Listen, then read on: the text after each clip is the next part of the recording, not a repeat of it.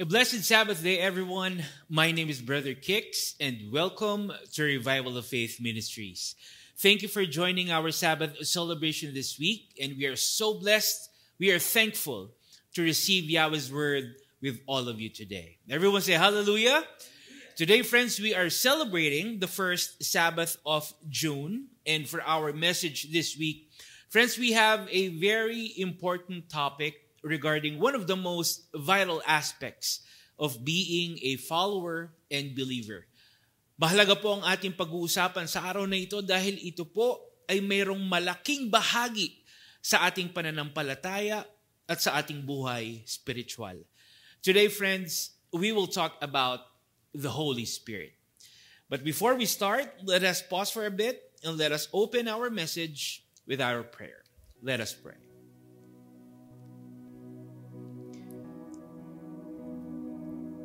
Heavenly Father, Yahweh, Father, we give you thanks and praise for this wonderful and amazing Sabbath day. Thank you, Father Yahweh, for the blessing of this day, for allowing us to honor you with our celebration. We ask you, Father Yahweh, to please guide us and be with us today as we receive your word and your truth.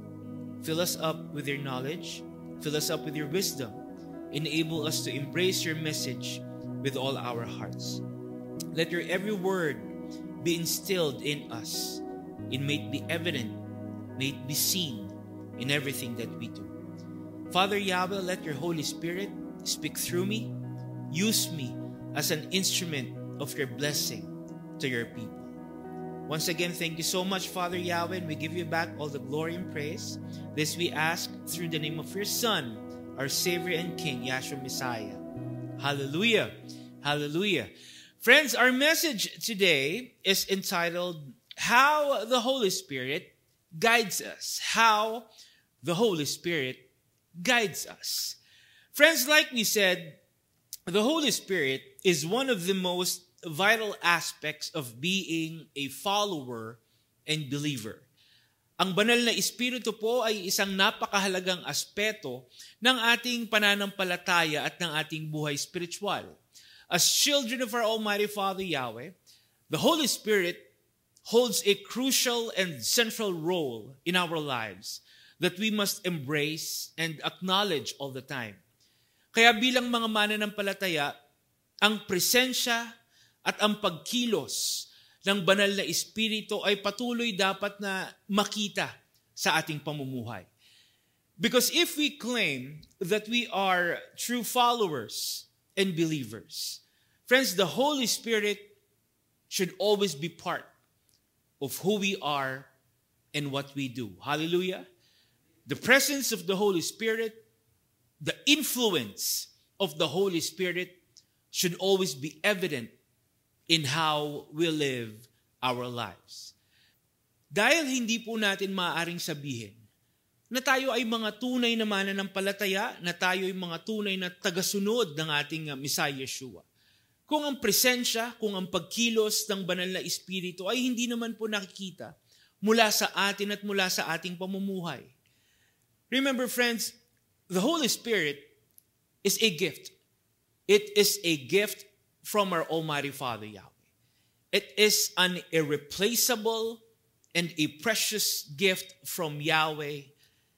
At ito po ay napakahalaga na nasa sa ating mga buhay. Let us read Acts 10, verse 45. It says, the Jewish believers who came with Peter were amazed that the gift of the Holy Spirit has been given even to the non-Jewish people. Ano daw po yung mga ibinigay sa mga non-Jewish people? The gift of the Holy Spirit. So the passage pertains to the Holy Spirit as a gift. Ang banal na Espiritu daw po ay isang regalo, isang kaloob. And who gave that gift? Mga kapatid, mga kaibigan, who gave the gift of the Holy Spirit to the people? Sino po ang nagbigay ng banal na Espiritu sa mga tao? Basahin po natin Acts 5, verse 32. It says, we saw all these things happen. The Holy Spirit also proves that these things are true. Yahweh has given the Spirit to all who obey Him. Everyone say hallelujah. So it's very clear that our Almighty Father Yahweh gave the gift of the Holy Spirit to the people. We can also read actually in 2 Timothy 1 verse 7, it says Yahweh gave us His Spirit. Ano po ang sabi mga kapatid? Yahweh gave us His Spirit, and the Spirit doesn't make us weak and fearful. So like what we said, the scripture is telling us that the Holy Spirit is a precious gift that our Almighty Father Yahweh gave us. Ito po ay isang pagpapala na kaloob sa atin ng ating Amang Yahweh. But the thing is, the Holy Spirit wasn't given to us just for the sake of having it with us. Ibig sabihin mga kapatid, hindi po ito ibinigay sa atin ng ating Amang Yahweh para lang masabi natin na nasa sa atin ang banal na Espiritu. You see, aside from being a gift, meron pong layunin. Mayroong dahilan ng ating Amang Yahweh kung bakit niya ito ibinigay sa atin. And like we said, if we consider ourselves as true followers and believers, Yahweh's purpose for the Holy Spirit in our lives should always be seen from us. Tama po ba?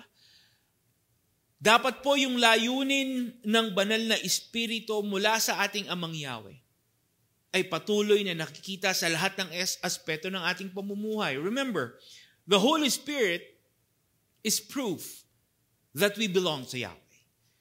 The Holy Spirit is proof.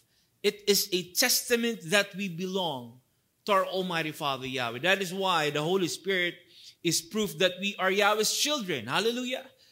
The Holy Spirit is proof that we are part of Yahweh's people. Let us read that. Romans 8:14-16. It says, only those people who are led by Yahweh's Spirit are His children. Ulitin po natin yan mga kapatid. Only those people who are led by Yahweh's Spirit are His children. Yahweh's Spirit doesn't make us slaves who are afraid of Him. Instead, we become His children and call Him our Father. Yahweh's Spirit makes us sure that we are His children. Everyone say hallelujah. So because of the Holy Spirit, mga kapatid, mga kaibigan, dahil po sa banal na Espiritu, we have become what? Yahweh's children. We have become part of His children. Ang banal na Espiritu daw po ay isang patunay, isang kasiguraduhan na tayo ay mga anak ng ating Amang Yahweh. Hallelujah. Kaya bilang patunay, mga kapatid, mga kaibigan, bilang patunay, ang presensya at pagkilos ng banal na Espiritu ay dapat pong nakikita mula sa atin sa lahat ng oras. Kung ito po ang patunay na tayo ay mga anak ng ating Amang Yahweh, dapat po ang presensya at pagkilos ng banal na Espiritu ay dapat pong nakikita mula sa ating pamumuhay. It means in all that we do, whether in words, in thoughts, or in actions, the presence and intervention of the Holy Spirit must be evident from us. Especially as we continue our spiritual journey, as we continue our walk with our Almighty Father Yahweh. Friends, the presence of the Holy Spirit is very much essential and significant. Napakahalaga po na nasa sa atin, kumikilos sa atin ang banal na Espiritu. And as we continue to commit to serve our Almighty Father Yahweh, as we build a stronger faith and deepen our relationship with Him, friends, it's imperative.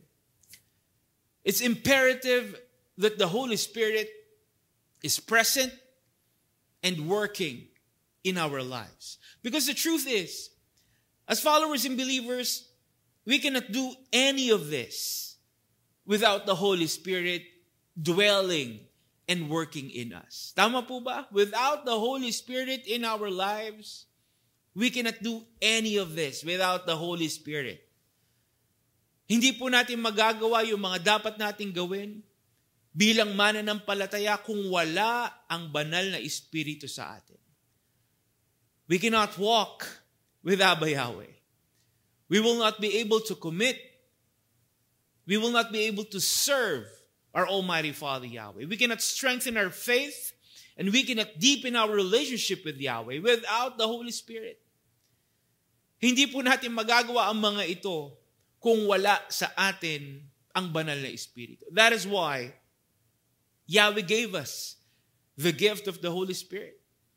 Kaya po niya ibinigay sa atin ang banal na Espiritu so we can uphold and fulfill His purpose for us as followers and believers. Hallelujah! Kaya ibinigay po sa atin ng ating Amang Yahweh ang banal na Espiritu para magawa po natin, matupad natin yung kanyang layunin para sa atin. Because with the Holy Spirit present and dwelling in us, friends, we also became capable of doing things that we are supposed to do para po sa ating Amang Yahweh. Noong napasa atin po, nung nanahan sa atin ang banal na Espiritu, tayo po'y nagkaroon din ng kakayahan na makasunod, na matupad yung kalooban at layunin ng ating Amang Yahweh para po sa atin bilang mga mananampalataya. Hallelujah!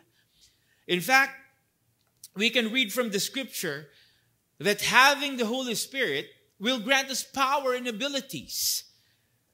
Do you believe that, mga kapatid, mga kaibigan? The scripture is telling us that having the Holy Spirit will grant us power. It will grant us abilities to do great and amazing things for our Almighty Father Yahweh. Let us read that. Acts 1 verse 8. It says, "But you will receive power and ability when the Holy Spirit comes upon you." Ulitin natin. You will receive power and ability when the Holy Spirit comes upon you.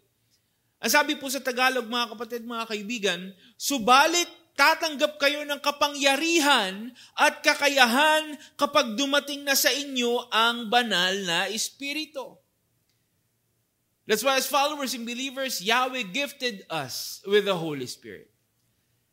Because having the Holy Spirit will grant us the power, it will grant us the abilities that we need so we can uphold and fulfill Yahweh's will and purpose for us. Hallelujah!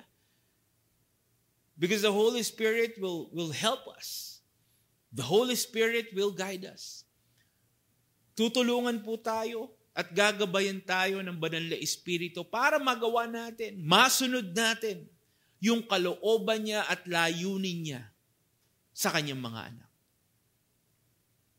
Mga kapatid, mga kaibigan, ganyan po kahalaga ang presensya at pagkilos ng banal na Espiritu sa ating mga buhay bilang mga tagasunod at bilang mananampalataya. For us to be effective followers and believers, it is imperative that the Holy Spirit is dwelling and working in our lives.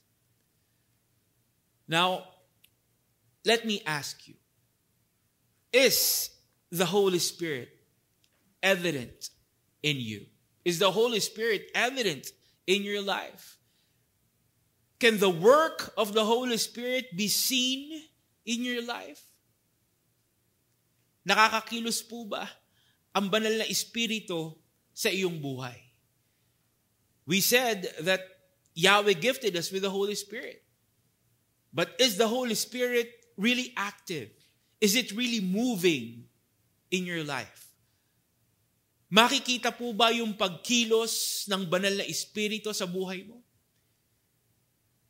Mga kapatid, mga kaibigan, mahalaga po na malaman natin ito dahil hindi tayo matutulungan, hindi tayo magagabayan ng banal na Espiritu kung ito po ay hindi nakakakilos sa ating buhay. Tama po ba? The Holy Spirit will not be able to help us. It will not be able to guide us to fulfill Yahweh's will and purpose if it cannot move and work in our lives. That is why it's very important that we know whether or not the Holy Spirit is actively working in us. Because unfortunately, there are times when we are the ones preventing the Holy Spirit from helping us and guiding us. Tama po ba?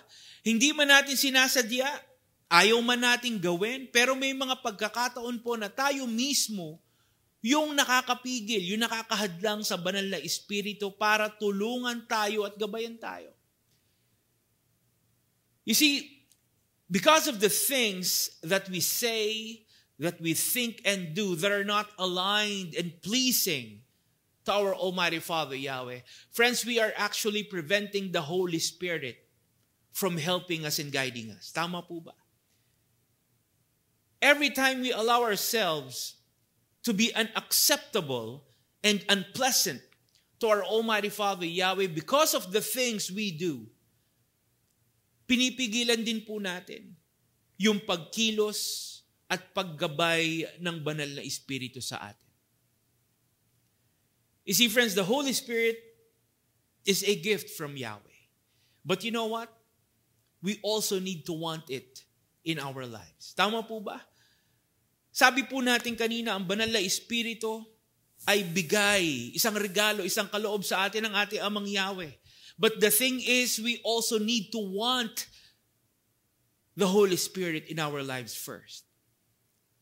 Yahweh gave us the gift of the Holy Spirit to help us, to guide us, so we can live as Yahweh commanded us to do.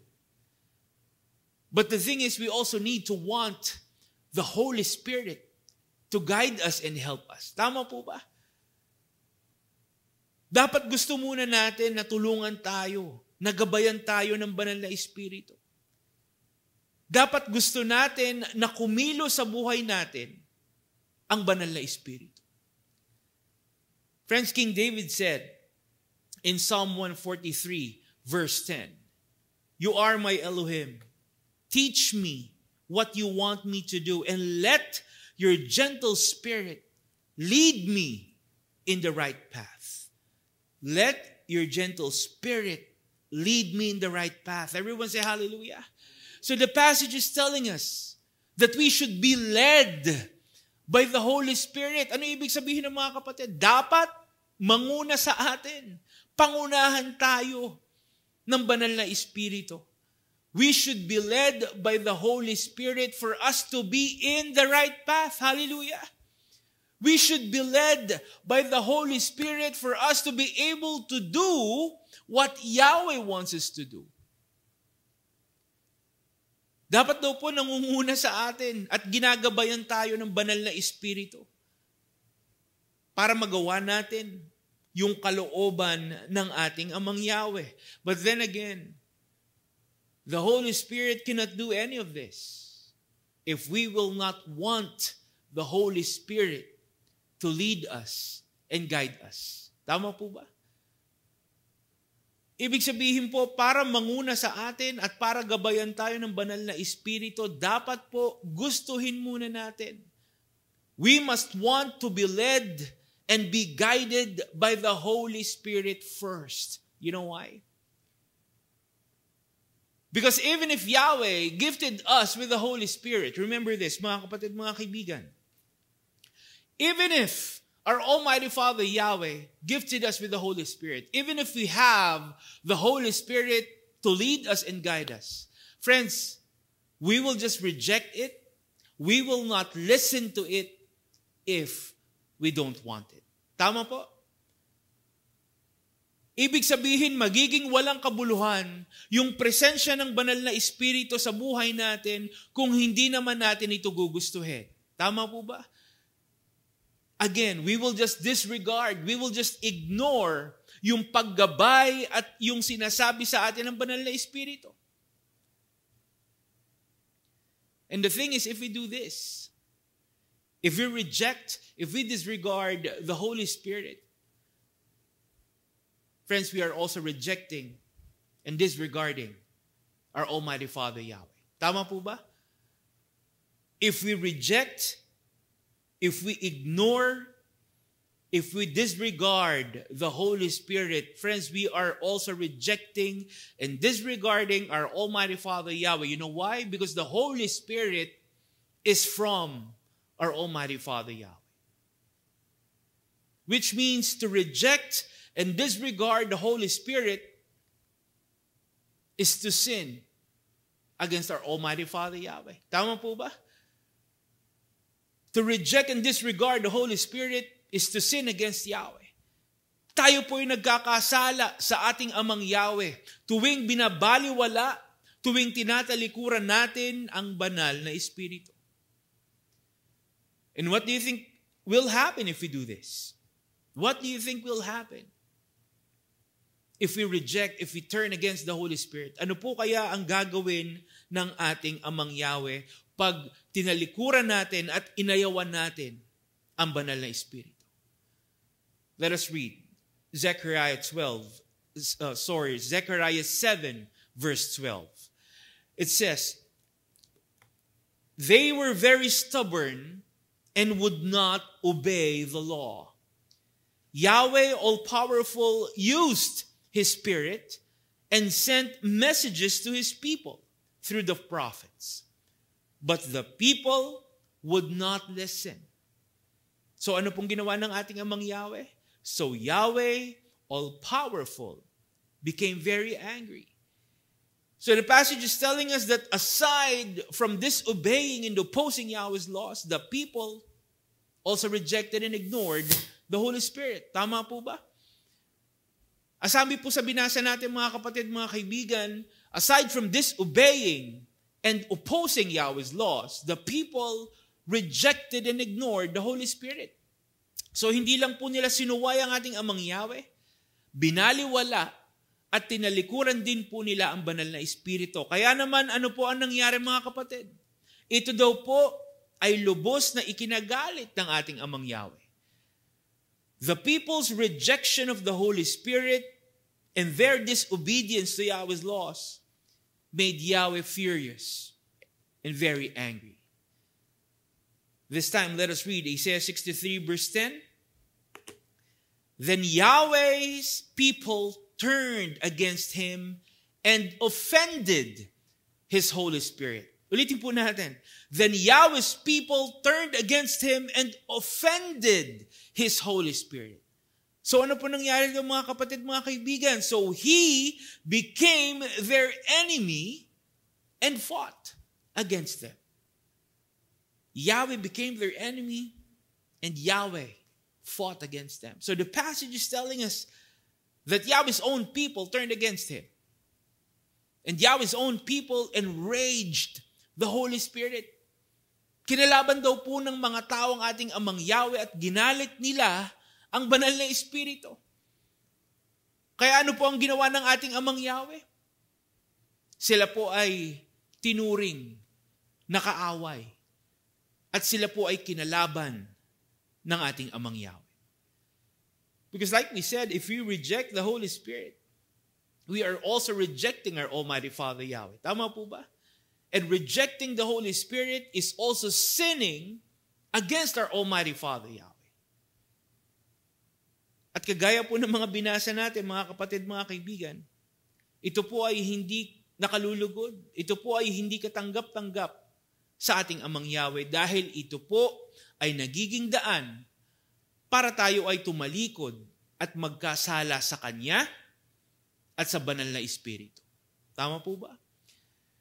Let me share with you a story about King Saul. King Saul was the very first king of the Israelites. Of course, he was appointed by our Almighty Father Yahweh Himself to lead the people after the time of the judges.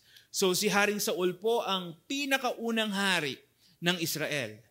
Saul was initially chosen by Yahweh to be king because he showed humbleness and he had good reputation. But however, Saul began to change. He began to change and became increasingly proud and disobedient to Yahweh's commands. So nagkaroon po ng malaking pagbabago kay Haring Saul. Siya po ay naging mapagmataas. Higit sa lahat, siya po ay naging palasuway sa ating Amang Yahweh. Saul disobeyed Yahweh's instructions on multiple occasions, including the time when our Almighty Father Yahweh instructed Saul to completely destroy the Amalekites. According to the scripture, King Saul was instructed by Yahweh to destroy the Amalekites completely, including their people and their animals. This is a command from our Almighty Father Yahweh as punishment for attacking the Israelites while departing from Egypt. So inatasan po ng ating Amang Yahweh si Haring Saul na puksain yung mga Amalekites at ang lahat ng pag-aari nila bilang parusa sa ginawa nilang paglusob sa mga Israelita noong pagkalabas nila sa Ehipto. Let us read that. 1 Samuel 15 verse 3. Now go, attack the Amalekites and totally destroy all that belongs to them. Do not spare them. Put to death men and women, children and infants, cattle and sheep, camels and donkeys. So King Saul was given a direct command by our Almighty Father Yahweh to completely destroy the Amalekites. At malinaw po yung sinabi ng ating Amang Yahweh na lahat ay puksain at wala dapat matira sa kanila. Tama po ba? However, when Saul and his army attacked the Amalekites, they once again disobeyed Yahweh's instructions. They spared some of the people and livestock, including the king of the Amalekites, King Agag, and some of his best animals. So despite a very clear, despite a straightforward command from Yahweh, King Saul willfully ignored and disobeyed what Yahweh told him to do. Now because of this, Yahweh was very displeased. He was disappointed.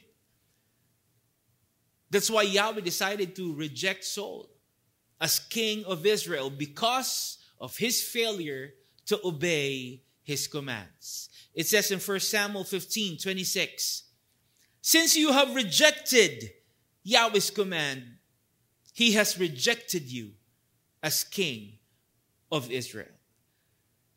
So dahil po sa hindi pagsunod ni Haring Saul, siya po ay nagkasala sa ating Amang Yahweh. At dahil sa kanyang kasalanan, mga kapatid, mga kaibigan, si Haring Saul po ay tinalikuran at inalis ng ating Amang Yahweh bilang hari ng Israel. But you know what, friends? Because of his disobedience, because of his defiance to our Almighty Father Yahweh, something else happened to King Saul. Aside from being rejected by Yahweh as king, something terrible happened to King Saul. Let us read 1 Samuel 16, verse 14. It says, now the Spirit of Yahweh had left Saul. Let us read that again. The Spirit of Yahweh had left Saul, and an evil spirit from Yahweh tormented and terrified him. So hindi lang po siya tinalikuran at inalis ng ating Amang Yahweh bilang hari ng Israel. Mga kapatid, mga kaibigan, si Haring Saul po ay iniwan din ng banal na espiritu. Tama po ba? Umalis kay Haring Saul yung banal na espiritu ng ating Amang Yahweh. And worse, after the Holy Spirit left him, an evil spirit tormented and terrified King Saul.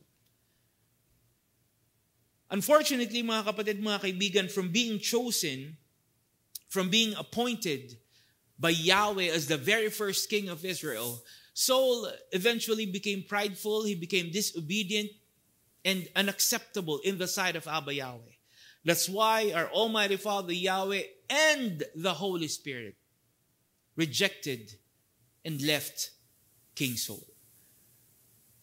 At lahat po ito, mga kapatid, mga kaibigan, lahat po ito ay nangyari kay Haring Saul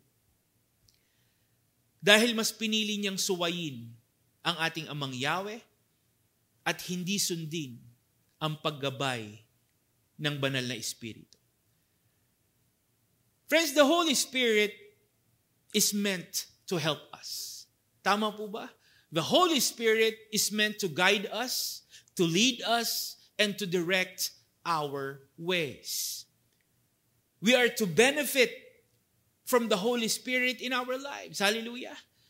It means the presence and the works of the Holy Spirit in our lives are blessing to us. Tama po ba? The presence and the works of the Holy Spirit are blessings to us. Ibig sabihin po, it is for our good. Ano po ang sabi mga kapatid? Sa 1 Corinthians 12, verse 7. The Holy Spirit works in each person in one way or another for the good of all. Ano po ang sabi? The Holy Spirit works in each person for the good of all. Ang banal na Espiritu daw po ay kumikilos para sa ating ikabubuti. Ibig sabihin po yung pagkilos, yung paggabay ng banal na Espiritu sa atin ay para po sa kabutihan natin. Hallelujah! That's why as followers and believers, we must embrace and acknowledge the presence. We must embrace and acknowledge the role and purpose of the Holy Spirit in our lives. Dapat po wag nating baliwalain yung pagtulong at paggabay ng banal na Espiritu sa atin. Dapat po wag nating pigilan yung pagkilos ng banal na Espiritu sa buhay natin. Dapat po wag nating kakalimutan yung mga dapat nating gawin dahil sa presensya ng banal na Espiritu sa buhay natin. Again, our Almighty Father, Yahweh, has purpose. Why He gifted us with the Holy Spirit and why He wants us to have the Holy Spirit. May layunin po, may dahilan ng ating Amang Yahweh. Why He wants us to have the Holy Spirit. But then again, we will not be able to fulfill His purpose if we will not embrace the presence and acknowledge the guidance that we receive from the Holy Spirit. Friends, we said this because a lot of people nowadays are not even aware, they're not even familiar with the Holy Spirit or what it should do in their lives. Tama po ba? Ulitin ko po. A lot of people nowadays are not even aware, they're not familiar with the Holy Spirit or what it should do in their lives. A lot of people nowadays doesn't even know that they need and they should have the Holy Spirit in their lives. Tama po ba? Sad to say, marami pong tao ngayon ang hindi nakakaalam tungkol sa banal na Espiritu. Maraming tao po ngayon hindi nila nalalaman na kailangan po nila ang banal na Espiritu sa kanilang buhay. That is why the sad truth is a lot of people nowadays are living their lives without the presence of the Holy Spirit. Do you believe that? A lot of people nowadays are living their lives without the presence of the Holy Spirit. A lot of people are living their lives without the help and guidance of the Holy Spirit. Dahil po hindi nila nalalaman ang tungkol sa banal na Espiritu, namumuhay po sila na wala ang presensya at paggabay ng banal na Espiritu sa kanilang buhay. And you know what? Because of this, because of the Holy Spirit not being present, not being able to work in their lives, ano po ang nangyayari mga kapatid? People are also missing out on Yahweh's intervention that they are supposed to experience through the Holy Spirit. Tama po ba? Ibig sabihin po, dahil sa kawalan ng presensya ng banal na Espiritu sa kanilang buhay, hindi rin po nila nakikita, hindi nila nararamdaman yung presensya at pagkilos ng ating Amang Yahweh sa buhay nila. Which is really very sad because like we said, the Holy Spirit is a valuable gift. Tama po ba? It's really sad because the Holy Spirit is a precious blessing from our Almighty Father Yahweh. And these people who doesn't know about the Holy Spirit are missing out on this precious gift and valuable blessing. Nakakalungkot po. People are missing out on this life-changing blessing just because they're not familiar. They're not aware of the Holy Spirit. And we are supposed to benefit from that gift. Tama po ba? Dapat po, nagbe-benefit tayo mula dito sa gift na ito. Dahil ito po ay binigay sa atin ng ating Amang Yahweh para sa kabutihan natin. But then again, sad to say, people are missing out on this precious blessing. Because they're not aware, they're not familiar with the Holy Spirit. At ang gusto po ng ating Amang Yahweh, buong puso nating tanggapin ang kaloob at pagpapalang ito upang patuloy din na manahan sa atin at kumilos sa buhay natin ang banal na Espiritu. That's why we should not reject. We should not ignore the presence and the guidance of the Holy Spirit in our lives. Huwag po nating sayangin at huwag nating hayaan na mawala sa atin ang presensya at paggabay ng banal na Espiritu. Hallelujah. As followers and believers, let us not do anything that will hinder and prevent the Holy Spirit from working in our lives. We should not do anything that will stop the Holy Spirit from dwelling in us. Let us not allow anything to compromise our connection with the Holy Spirit. Huwag po tayong gagawa ng anumang bagay na maaaring maging dahilan para umalis at mawala sa atin ang banal na Espiritu. Tama po ba? Because unfortunately, we can see a lot of people purposely doing things that are against the Holy Spirit. We can see a lot of people, even other believers, are willfully engaging and participating in worldly things that are offensive and contrary to the Holy Spirit.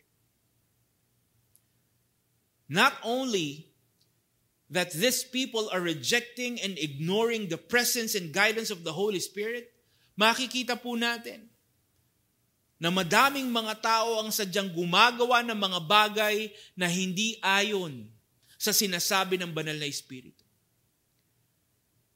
We can see that these people are intentionally opposing and contradicting the presence and guidance of the Holy Spirit in their lives. Sadya po nilang tinatalikuran, sadya nilang binabaliwala at kinakalaban yung paggabay at presensya ng banal na Espiritu sa kanilang buhay. You know why?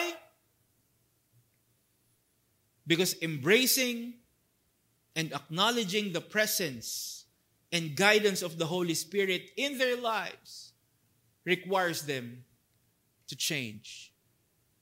Tama po ba? They are intentionally opposing the presence and guidance of the Holy Spirit because embracing and acknowledging the presence of the Holy Spirit in their lives requires them to change o yung pagbabago. Kaya madami pong tao ang ayaw makinig sa sinasabi ng banal na Espiritu. Kaya madaming tao ang sadyang gumagawa ng mga bagay na hindi ayon sa banal na Espiritu. Dahil alam po nila na yung presensya at paggabay ng banal na Espiritu sa kanila ay nangangahulugan ng pagbabago. Tama po ba? Alam po nila na yung presensya at paggabay ng banal na Espiritu sa kanila ay may kaakibat dapat na pagbabago. And sad to say, ito po ang ayaw nila, ang magbago. That's why people would rather resist. People would rather not listen to the Holy Spirit. Tama po ba? People would rather do things that are contrary and against the Holy Spirit. So they don't need to change. Mas gusto po nilang talikuran at baliwalain ang banal na Espiritu para hindi nila kailanganing magbago. They would rather restrain, listen to this, people would rather restrain and turn away the Holy Spirit so they don't have to change the way they live. Pero ano po ang sabi mga kapatid? Sa 1 Thessalonians 5:19. It says, do not restrain the Holy Spirit.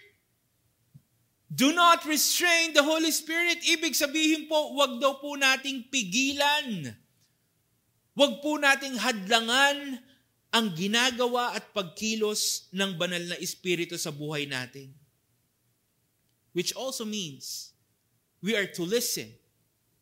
We are to act on what the Holy Spirit is telling us to do. Tama po ba? Dapat po nakikinig tayo, sumusunod tayo sa sinasabi sa atin ng banal na Espiritu. Dapat po ito ang isinasabuhay natin. Ito ang nakikita mula sa atin. And what do you think will happen if we reject and ignore the Holy Spirit? What will happen if we rebel and resist the Holy Spirit?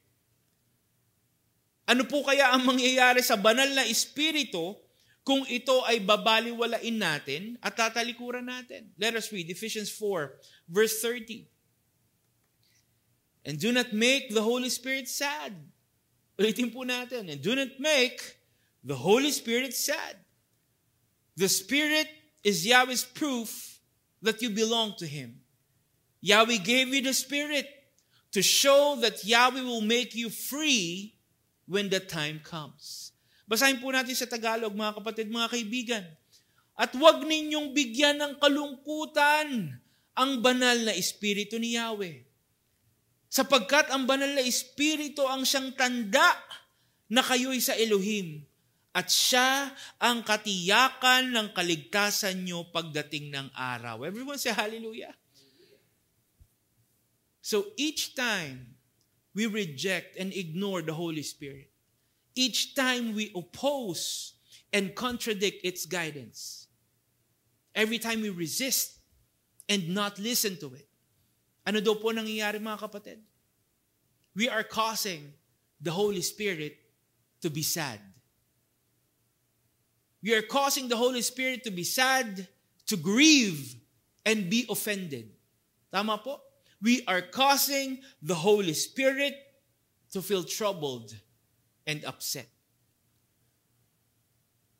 Tuwing tinatalikuran po natin at hindi natin pinakikinggan ang banal na Espiritu, ito daw po ay nasasaktan. Ito daw po ay nabibigyan natin ng kalungkutan. And like what we said, we are not just sinning against the Holy Spirit. We are also sinning against our Almighty Father Yahweh. Tama po ba? Hindi lang po tayo sa banal na Espiritu nagkakasala, kundi pati rin sa ating Amang Yahweh. So you can just imagine the degree. You can just imagine the seriousness of sinning against the Holy Spirit. Dahil hindi lang po tayo sa banal na Espiritu nagkakasala. We are also sinning against our Almighty Father Yahweh. That's why it is said in Matthew 12:31. So I tell you, people can be forgiven for every sin they do.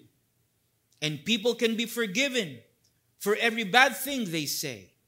But if anyone speaks against the Holy Spirit, then he will not be forgiven. So the passage is telling us that those who blaspheme or sin against the Holy Spirit, will never be forgiven. Hindi daw po papatawarin ang sino mang lalapastangan o magkakasala laban sa banal na Espiritu. Tama po ba? Katulad po ng sinabi sa Mark 3:29. Ngunit, ang sino mang lumapastangan sa banal na Espiritu ay hindi talaga mapapatawad. Ang ganitong kasalanan ay hindi mapapatawad magpakailanman. So it's very clear, friends, that sinning against the Holy Spirit has no forgiveness. It's very clear that the sinning against the Holy Spirit will be considered an eternal sin. That's why as followers and believers, friends, we need to be careful. We need to be cautious. We need to be sure all the time that we are living our lives according to what the Holy Spirit is telling us to do. Hallelujah. Bilang mga mananampalataya, buong puso nating tanggapin at sundin ang presensya at gabay ng banal na Espiritu sa araw-araw nating pamumuhay. Let us not allow our words, our thoughts, and our actions to grieve and offend the Holy Spirit. Instead, let everything we do be a reflection, be a manifestation of the Holy Spirit in our lives. Sikapin po natin na maipakita ang presensya at pagkilos ng banal na Espiritu sa lahat ng ginagawa natin, sa lahat ng oras, at sa lahat ng pagkakataon. And you know what? The great thing is, if we do this, if we allow the Holy Spirit to guide us, if we allow the Holy Spirit to work in us, if we are led by the Holy Spirit in everything we do, friends, I assure you that our Almighty Father, Yahweh, will reward and He will crown all our efforts with victory and success. Hallelujah. Let me share with you a story about King David when he was anointed king of Israel. As we know, King David was chosen, he was appointed by Yahweh to replace Saul as king to his people. So si David po ay pinili, siya po ay hinirang mismo ng ating amang Yahweh upang maging hari ng Israel. And as the newly appointed king of Israel, friends, the Holy Spirit was with David. Nasa sa kanya po ang banal na Espiritu. Let us read 1 Samuel 16, verse 13. It says, So Samuel took the container of olive oil. Then he poured oil on Jesse's youngest son to appoint him in front of his brothers. From that day on, ulitin po natin, from that day on, Yahweh's Spirit entered David with power. Yahweh's Spirit entered David with power. So kay David po, like we said, kay David daw po yung presensya ng banal na Espiritu. Siya daw po ay napuspos ng banal na Espiritu ng ating amang Yahweh. Hallelujah! In fact, after this event, mga kapatid, mga kaibigan, the Holy Spirit was already at work in David's life. After this event, after he was anointed as the next king of Israel, the Holy Spirit was already working in David's life, guiding him and preparing him for his future role as king of Israel. So kay David po yung pagkilos, nasa kanya po yung paggabay ng banal na Espiritu. King David was led by the Holy Spirit throughout his life. That's why, because of this, because of being led by the Holy Spirit, because of his obedience and willingness to do what Yahweh wants him to do, David was known as a man after Yahweh's own heart. David was known as a man after Yahweh's own heart. And since David was obedient to Yahweh, Since David was led by the Holy Spirit, ano po nangyari kay David, mga kapatid, mga kaibigan? He was blessed and he found favor in the sight of Yahweh. Hallelujah! Dahil po sa kanyang taus-pusong pagsunod sa ating Amang Yahweh, dahil sa gabay ng banal na Espiritu, si Haring David po ay lubos na pinagpala ng ating Amang Yahweh. King David was tremendously blessed. Let me repeat that again. He was tremendously blessed by our Almighty Father Yahweh in every way possible. King David became one of the greatest kings of Israel. He is considered as one of the most significant figures in the scripture. He was very successful leading his army, and he was known for having great wisdom and wise decision-making. So talaga masasabi po natin na si Haring David ay lubos na pinagpala ng ating Amang Yahweh. And like we said, he was blessed with everything because David chose to obey our Almighty Father Yahweh, and he allowed the Holy Spirit to lead him and guide him throughout his life. Hallelujah! And as followers and believers, I hope and pray, mga kapatid, mga kaibigan, that what we learned about King David will inspire us. What we learned about King David will encourage us to embrace the presence and guidance of the Holy Spirit in our lives even more. Bilang mananampalataya, sana po ito ay maging paalala sa atin na ang pagkilos at gabay ng banal na Espiritu sa ating buhay ay dapat nating pakinggan at sundin. Bilang mananampalataya, sana po ito ay gawin nating pamantayan sa ating patuloy na pagsunod sa ating Amang Yahweh at sa pagtupad natin ng kanyang kalooban at layunin para sa atin. Well, the truth is, one of the reasons why Yahweh gave us the Holy Spirit is for us to actually follow and obey His laws and commands. Yahweh wants us to have His Holy Spirit to enable us to walk in His statutes and carefully observe His regulations. So mababasa po natin na kaya binigay sa atin ng ating Amang Yahweh ang kanyang banal na Espiritu upang makapamuhay po tayo ayon sa kanyang mga tuntunin at masunod nating mabuti yung kanyang mga utos. Let us read that. Ezekiel 36, verse 27.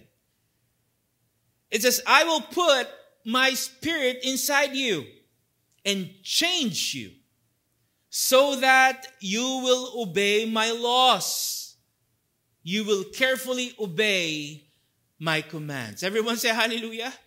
So Yahweh gifted us with the Holy Spirit so it can help us and guide us in giving Yahweh our best and utmost obedience. Tama po ba? Yahweh gave us the gift of the Holy Spirit for us to be able to keep His statutes and carefully obey His decrees. Yahweh wants the Holy Spirit to dwell in us so it can lead us to obeying Him and living according to His will and purpose for us. Ang gusto po ng ating Amang Yahweh, manahan at manatili sa atin ang banal na Espiritu upang patuloy din tayong makasunod sa kanyang mga salita at mga kautusan. Remember, friends, as followers, as believers, we are given a helper, we are given a comforter, we are given a guide and a counselor through the Holy Spirit. Hallelujah. These are the wonderful and life-changing roles of the Holy Spirit in our lives. This is Yahweh's purpose for the Holy Spirit in our lives, to help us, to comfort us, to guide us, and to give us counsel in our daily lives. So as we continue our spiritual journey, as we continue our walk with our Almighty Father Yahweh, friends, I hope and pray that we will also continue to submit and surrender everything to Yahweh and allow His Holy Spirit to dwell in us and guide us in our everyday lives. Patuloy po tayong umasa, patuloy tayong magtiwala at manampalataya sa ating Amang Yahweh upang patuloy din nating makita at maramdaman ang pagkilos at paggabay ng Kanyang banal na Espiritu sa ating buhay. Hallelujah! Let Yahweh's Holy Spirit continue to dwell and reign in us, so we can also continue to experience the fullness of His presence in our lives as our helper, as our comforter, as our counselor, and our guide. Everyone say hallelujah. Friends, at this point, let me invite you once again to join me in prayer as we give thanks and praise to our Almighty Father Yahweh. Let us pray. Heavenly Father Yahweh, Father, we thank and praise you once again for this wonderful and glorious Sabbath day. Thank you for allowing us to receive your favors and blessings as we celebrate your Sabbath for this week. Thank you, Father, for the opportunity to gather in your presence, to experience your love, your faithfulness, your grace, as part of your family and as one ministry. Father Yahweh, we seek your mercy and forgiveness. Forgive us our sins, forgive our shortcomings, cleanse us, Father Yahweh, from all impurities and transgressions. Thank you, Father Yahweh, for your message and truth. May your powerful and living word continuously grant us the willingness and desire to seek and embrace the presence of the Holy Spirit in our lives. Let your message remind us all the time to always listen and to always live according to the guidance and direction of the Holy Spirit. May your Spirit continue to dwell in us and help us strengthen our faith, our trust, in our obedience to you. Continuously help us, comfort us, guide us, and lead us through the Holy Spirit, Father Yahweh. Allow us to reflect the works of the Holy Spirit in everything that we do. Help us to defeat and overcome anything that will compromise the Holy Spirit in our lives. Thank you, Father Yahweh, for all the brethren and for everyone who joined our celebration today. Bless them, Father Yahweh. Be with them all the time. Father, we lift to you our nation. We entrust to you our country, our leaders. We lift to you the safety, the success, and the well-being of our land. Father Yahweh, grant us comfort and healing. Touch all of us with your mighty healing hands. Grant us your peace, Father Yahweh. Let your peace thrive and prevail in all the world, especially in your land, Israel. Once again, thank you so much, Father Yahweh. We give you back all the glory and praise. All this we ask through the name of your Son, our Savior and King, Yahshua Messiah. Everyone say, hallelujah, hallelujah. Before we enter message today, let me share with you first John 14, verse 26. John 14, 26, it says, "But the Holy Spirit will come and help you, because the Father will send the Spirit to take my place. The Spirit will teach you everything and will remind you of what I have told you while I was with you." Everyone say hallelujah. Friends, the passage is once again reminding us about the very important role, the very important purpose of the Holy Spirit in our lives. This is a reminder to us that without the help, without the guidance of the Holy Spirit, without the Holy Spirit leading us and working in our lives, friends, the passage is reminding us that we will be lost. We will sin, and eventually, we will be separated from our Almighty Father Yahweh. Kaya bilang mga mananampalataya, patuloy po nating sikapin, ang presensya at gabay ng banal na Espiritu. Patuloy po nating piliin at gustuhin na ito ay manguna at manahan sa atin. Hallelujah. Friends, let the Holy Spirit dwell in our hearts, reign in our lives, and bring us closer to our Almighty Father, Yahweh. Remember, the Holy Spirit is a gift. It is a precious blessing from Yahweh. Ito po ay isang napakahalagang pagpapala mula sa ating Amang Yahweh. And Yahweh gave us this very important gift so we can continue to walk with Him and live our lives according to His will and purpose for us. That's why as followers and believers, let us do our best to nurture Yahweh's gift of the Holy Spirit. Friends, let us value it. Let us prioritize it. Let us acknowledge it. Let us embrace it with all our hearts. Let our words, our thoughts, and our actions serve as proof that the Holy Spirit dwells in us. And in everything we say, everything we think or do, makes us worthy dwelling places of the Holy Spirit all the time. Everyone say hallelujah. Again, friends, thank you so much for joining our Sabbath celebration today. I hope and pray that you found encouragement and strength through the message that we received today. A blessed and a meaningful Sabbath day, Revival of Faith Ministries. Hallelujah. Praise Yahweh. Let us stand up and receive Yahweh's blessings. Yevareka ka Yahweh biyish mereka, Yair Yahweh panebeleka bikunika, Yesa Yahweh panebeleka, Vayasem, Leka, Shalom. May Yahweh bless you and keep you. May Yahweh make shine His face on you and be gracious to you. May Yahweh lift up His face unto you and give you peace. May Almighty Father Yahweh bless us all. Hallelujah.